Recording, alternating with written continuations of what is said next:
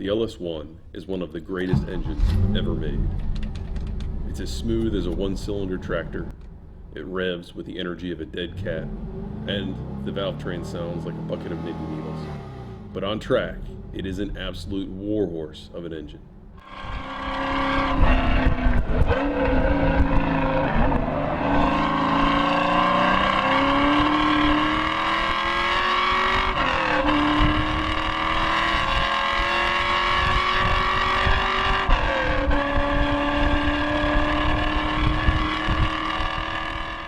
But most importantly, it is indestructible. I've owned mine well over a decade. It's done everything from winter daily driver to brutal track battles in Germany and the States. It already had over 100,000 miles when an extended Autobahn run turned the 5W30 oil into water and machined out most of the main bearings.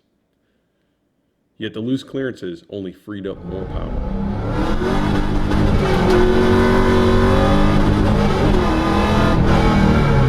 Now, 15,000 miles later, many of those on racetracks, I discovered something surprising while gathering data for a lap battle video.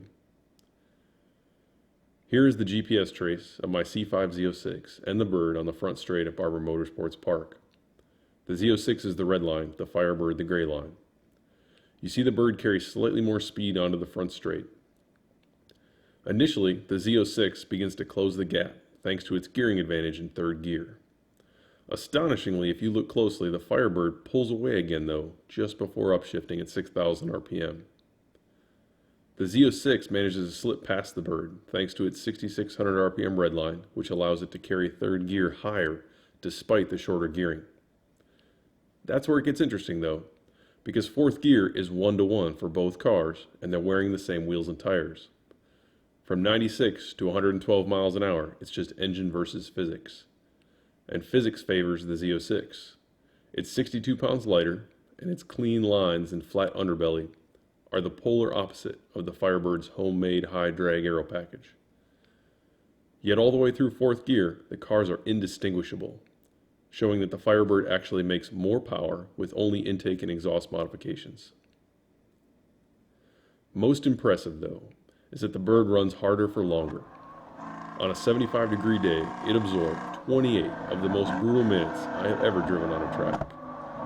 The floor got so hot, my right heel had second-degree burns from the header trying to melt its way into the cabin. Other than that, I could have carried on until it ran out of gas. I can't say the same of my Z06. Here is one lap of that insane 28-minute session.